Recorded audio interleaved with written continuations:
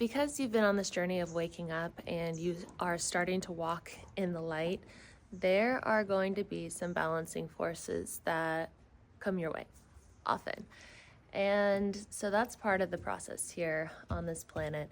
And if you're familiar with the law of one, don't you bite me, that's Lex. And here's Guapa, sweet, sweet Guapa. She was part of the fundraiser that we did on this channel.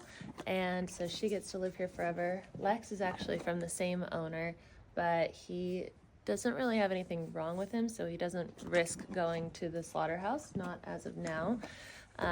He did a little trial to be purchased by a new place, but he kicked off every rider, and so he is back here just being a little menace, but we love you. Okay, just don't do anything while I'm not looking. So when you choose to go on this path of walking in the light and of being a light worker, or really just embodying the truth of who you are and bringing that forward on earth in your relationships, in your work, and your creativity, and all the things that you bring into your physical perceived reality, you will be met by the balancing forces that could or could not have the intention to dim your light. So if you're familiar with the law of one, in that it talks about service to self and service to others. It talks about the Orion Group, and which is interesting. It talks about the Orion Group and how it is this group of like extraterrestrials, pretty much, whose pure mission on Earth is to enslave and what was the other one? It was enslave and control, pretty much. There was another word for that. But it is this service to self entity. And so we're here on Earth, right? And we're trying to wake up and bring this new Earth energy to this current reality so that we can shift into the 5D and keep going through evolution as a planet, as a collective, and as ourselves. And so then we have the Orion Group, and or whatever you want to call it, other groups, other entities, other darker forces, other balancing forces. And so you might be, experiencing complete bliss and like abundance and opportunity, and things are going really well. And then out of nowhere, all of these things start happening where it just feels like either drama or conflict or other issues arising within your life. And you, maybe because you're so unprepared for it, it kind of knocks you off your feet, and then you're like, okay, well, I need to stand up for myself. I can't let this happen. I'm strong, I'm independent, I have boundaries, and we talk about that all the time. It is important to know your boundaries, to know your worth, to know what you want, and to only go for that unapologetically. But also, there's the part where you don't want to lower your vibration and let that concept win, in a sense, because when you lower your vibration and you dim your light to meet, you have to do that to meet them there, to get into that dimension, then sometimes it's harder to come back, right? You have to work your way back up. We've been talking about spiraling here, and so when you go down that spiral, you have to then dig yourself out. You have to climb your way out.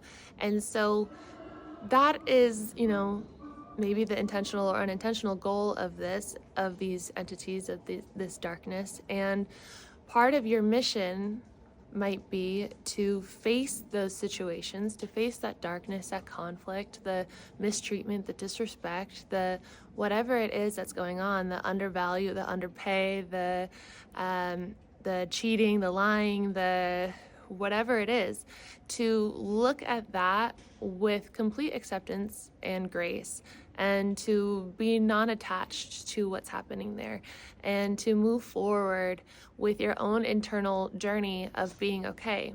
I had a video that I shared have a video on here where I think it was called, like, they don't have to know that you're doing okay, that you're okay.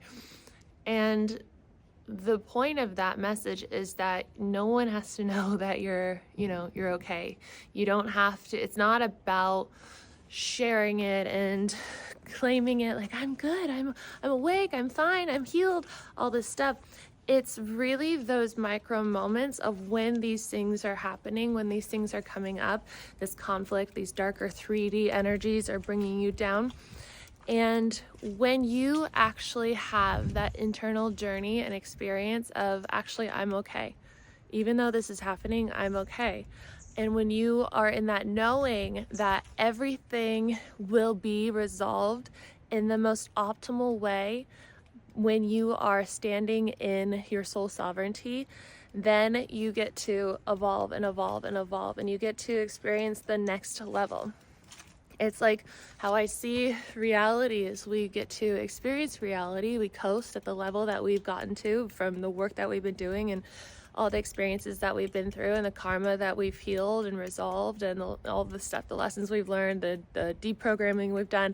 And so then we get to this level and we're like coasting. This is great. Oh my God, bliss, bliss, woohoo. And then it's like, boom, right? We hit it. We hit that balancing force, that darker energy, or it's really maybe not even that, and maybe it's just that unresolved part of yourself and it's time to face it. And so maybe it is just a physical manifestation of that same pattern that has been reoccurring within your life. And so then it's time to face it. And you can either face it and get stuck in it and then go down to another level where you have to like be there and kind of learn that shit again and then build your way up, or you again surrender in that experience and say, no, this doesn't get to affect me anymore. I don't care if they're acting this way, if they're doing this, if this is happening. I'm okay. Even if, everything's burning down, everything's going to chaos, your space is a mess, your relationships are a mess, your job is a mess. If everything is just falling apart, just having that internal thing of like, whoa, big things might be happening. Big things might be getting directed. I might be redirected to more amazing things soon. So I'll just witness this and I will go about my day and I will find the things and the moments that I enjoy.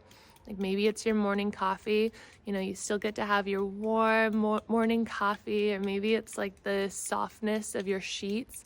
Maybe it's the sound of your dog chewing on kibble. Maybe it's the sound of your cat purring. Maybe it is the sound of the birds chirping in the morning, or the feeling of the mist on your skin as you step outside right in the morning. Like these little things that you can hold on to and anchor onto when that chaos is happening is so important. And so let me make sure that we're recording. Great. My phone might die soon. And so with this, when you can do this, then you get to a place of knowing that source, God, whatever you want to call it, will figure out the rest for you. Right there, you have a divine team that is with you, supporting you, guiding you, here to keep you on earth for as long as you're meant to be here on earth, and here to support you. The more that you ask for support, the more that you give permission for support, and so everything will be just fine. And when you handle these situations in more of a, we'll call it 5D or awake or a heart-centered place, an unfazed place, then it's easier for source to figure out the outcome for you in the most optimal way, in the most quick way, because you're already a vibrational match for it. Given that your most optimal way and chosen way would be ease and grace and abundance and joy. And if you're choosing to be that now, you're wiring in that is already your natural state. And so it can be tricky. It can be hard. I know. And so this conversation was inspired by one that I had with my therapist today. And I was just talking about the conflict in my life and all these different areas. And I was like, wow, this is so fascinating that this is happening right now.